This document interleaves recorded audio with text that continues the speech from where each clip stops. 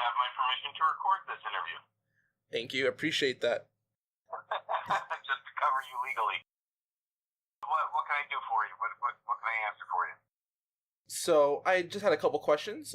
First one would be, what is your current job, Dr. Schachel? I am a professor of English, a full-time tenured professor of English at Valencia College. All right. How long have you been a professor with Valencia? With Valencia, full-time tenure, I started my full-time tenure at 2009. I earned tenure in 2012, and I'm trying to think. I started as an adjunct at Valencia in 2007. All right. And what position is that specifically, an adjunct? Oh, an adjunct is like a part-time professor. As a matter of fact, we stopped calling them adjunct professors at Valencia, even though that's the industry standard term. Adjunct basically means that you don't teach full-time. You are kind of hired on either per semester or sometimes you're hired on from semester to semester. Sometimes you teach one class, sometimes you teach 3 or 4 classes. It really depends on the college. Okay. I understand. I remember you mentioning before that you actually had taught journalism classes before. How did that go? Yeah. I taught journalism classes almost, I would say, going on 20 years ago now. When I first started teaching, I guess I should go a little farther back. I took journalism when I was in high school. When I started teaching in 1998, I was pretty good at it, but I ended up having my first year. I had an argument with the principal, who later was fired. But but I had an argument with the principal, and before she got fired, she decided she was going to punish me by making me in charge of the school newspaper and teaching journalism. Because at that time, the school's newspaper, it was called the Eagle's Eye, because we were the Pope John Paul II Eagles. The newspaper was a shambles. The journalism teacher that was there before me did not know what she was doing, and it was a huge mess. So she figured she'd dump this mess in my lap. Well, I took the experience I had, and by the time I was done in that year, we were winning awards from the Palm Beach Post for high school journalism. So that was nice. That is very impressive. I ended up having to teach journalism, things like journalistic ethics, things like photojournalism.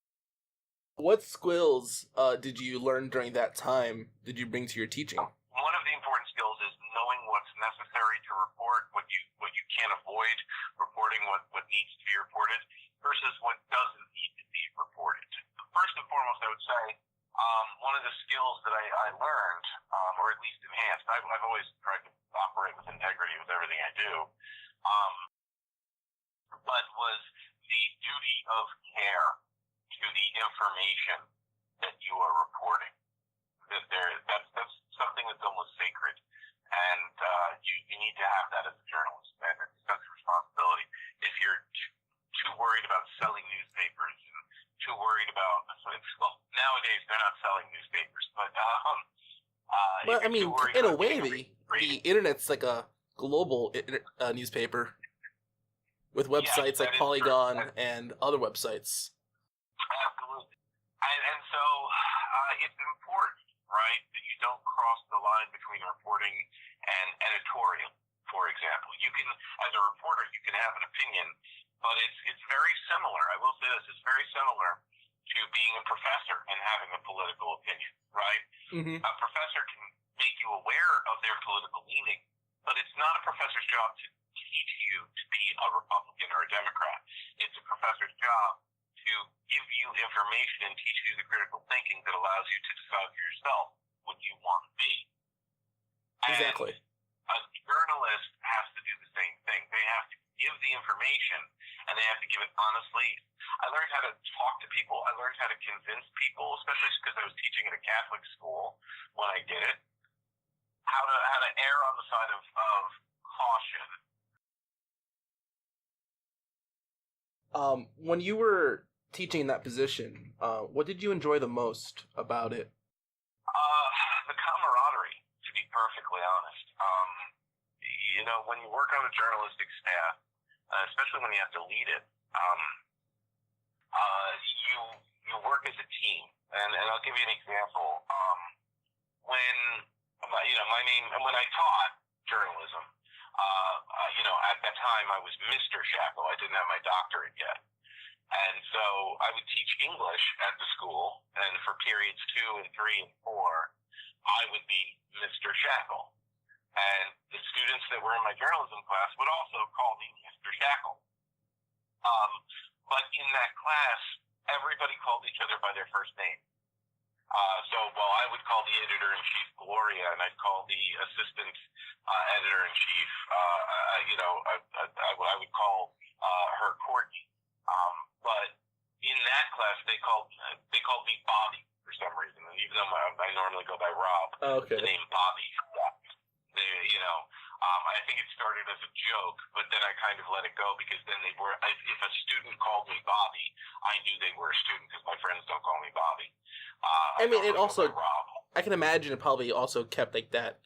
It had familiarity, but it also wasn't crossing the line too much with student. Well, funny because what was funny was the principal did call me in. This is not why I had an argument with her because she was already gone. But the principal did call me in. He said, "I noticed some of the students are calling you Bobby," and I had to explain to him. I said that it's in a journalistic setting. It's based on camaraderie. There has to be a sense of everybody has some equal input, even though there is a hierarchy, and that we're willing to trust each other to do that. And I said, so I don't want you to think they're calling me by my first name as a first name basis or because they're my friend. I said, my friends call me Rob. That's why they call me Bobby. I said, you think of it how, for example, a football player doesn't say Mr. Smith, they say coach. So we worked as a team, the level of teamwork, and there was times when the teamwork would break down, when we would be under a lot of stress. There would be a time when, exams were coming up. Do you have any advice for anyone that would take journalism classes? Or like that style of, from the class setting? So in a team setting, one of the things that I would say is trust. To some extent, trust the hierarchy, trust the way it works. The people who are in charge didn't get there just because they know somebody or whatever. And they're not perfect, but they got there because they did work their way there. There's experience there. I'll give you an example from my job. Every once in a while, my dean and I have a disagreement. But over time, one of the things I've learned to do with my dean is that even if I don't agree with her about certain things, I have to trust that she knows things at her level as a dean about the college that I don't necessarily have access to or know, and that she might not be able to tell me. And so she might say, I understand you want this to happen, but trust me, no matter what you do, that's not happening right now. And if you keep fighting for it, you're going to lose any chance to get that. We need to do this thing over here that you're disagreeing with for the next 6 months. And that will open up an even larger opportunity in the future. And I can't tell you why, but just trust me on this.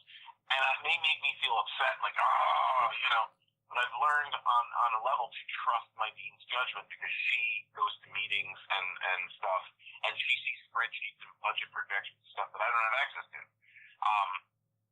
And so I've learned that even if my dean is disagreeing with me, my dean does trust my judgment and does take my input into consideration, even if it doesn't come to fruition. I know she's respecting it. So I would tell anyone in sort of a journalism too or an editorial role, always value the input of the people who are underneath you in the hierarchy. They're probably seeing something maybe you're not, but you in that position have a bigger picture that you're responsible to.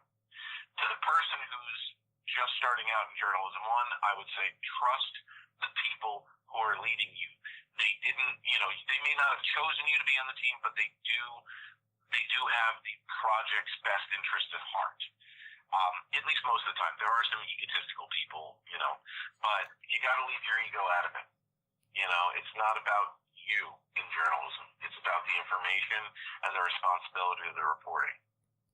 What would be the most difficult thing for someone to become a journalist in today's media?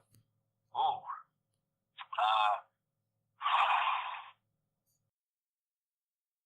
That's a tough one because it's evolving so fast, you know? Mm-hmm.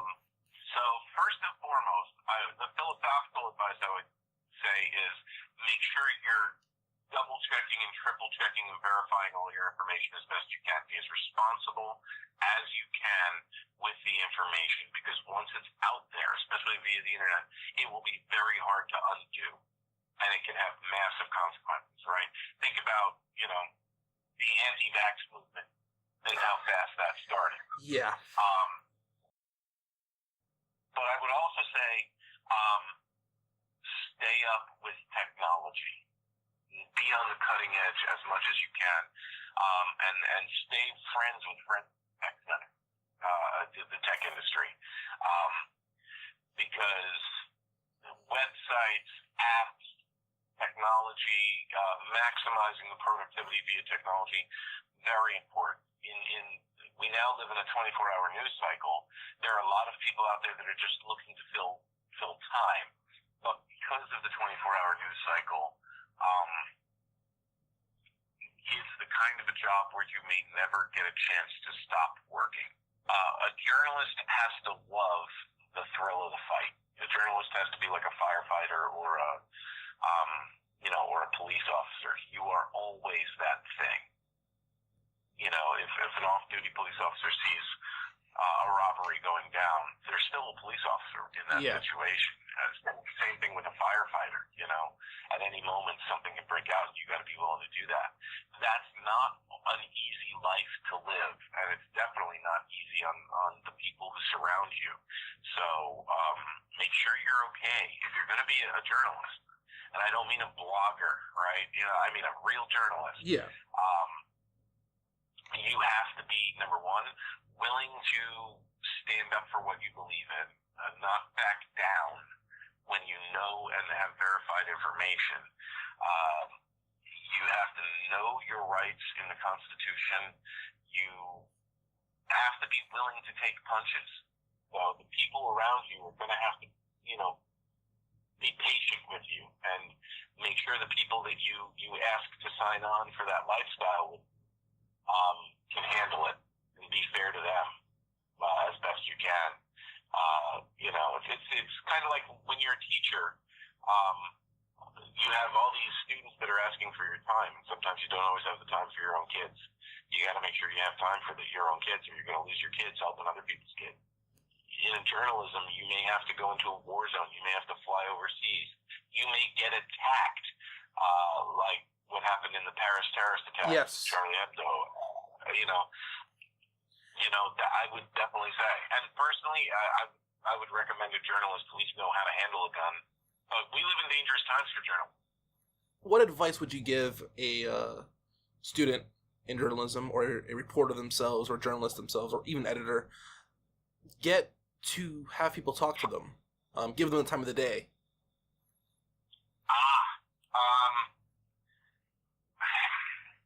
First and foremost, you have to approach the person with a sense of respect. All politicians are asked questions they don't want to answer. Yeah. That make their image look bad. Presidents and politicians are very guarded of their brand. If you take the example of a person who needs to ask a question, sometimes you need to ask questions that will definitely, the person doesn't want to answer, may have said, I'm not answering any questions about this, right? Yeah. But once you get them open to doing it, once you get them answering a couple questions, they might feel comfortable. They might trust you. First and foremost, you have to respect the person. You have to, if you approach people with respect, even if, look, I'm not a big fan of Donald Trump, but if I were a journalist and I didn't agree with him and I had to ask him questions, I would not approach my questions with a lack of respect. I would not have a condescending or a judgmental tone. You have to come off neutral. You have to assume, at least in the tone of your question, that the person is going to answer you honestly. You have to trust that they will answer you honestly. You got to be on guard that they're not, but you have to convey to them that I do trust that you will answer me honestly. Okay. Some journalists, the term gotcha question, you should never try to treat an interview or a discussion with someone as if you're Matlock, like one of those TV lawyers who at the last minute breaks out this groundbreaking evidence. Right? Perry Mason. Right. What you can do is confront them with facts and say, well, wait a minute, you said this. How do you reconcile with what you said 3 days ago? Right? Yeah. And is there, and you could say something like, did you misspeak? Is there something you want to correct? Or did something change between now and then? Exactly. Or were these were the words that were reported? Were those the words that you said? And by giving the respect, you will earn the respect in turn, and it builds your brand, it builds your credibility, it builds your sense of integrity. You should always, people respond to integrity and credibility. If they know that they can trust you because they can trust your sense of integrity, then they will be more likely to be truthful and honest with you. In the end, you can't negotiate with someone who negotiates in bad faith. You, as a reporter, have to assume that you are negotiating in good faith and you have to make every effort to do so. And the person in front of you may not be. They want to use you as a propaganda tool. They want to use you, and they want to lie to you. They want to vilify you. So on one hand, it's a mutual relationship, but here's the thing. When it's an unfair relationship, when one person is showing you a lack of respect, you always have to be professional. You always have to comport yourself with integrity, and that will bring the other party along. That's what I would always say, because that will build the sense of trust. Thank you. I really do appreciate this. I really do. You are welcome, Richard. It's been a pleasure. Appreciate it. Thank you. Have yourself a great day.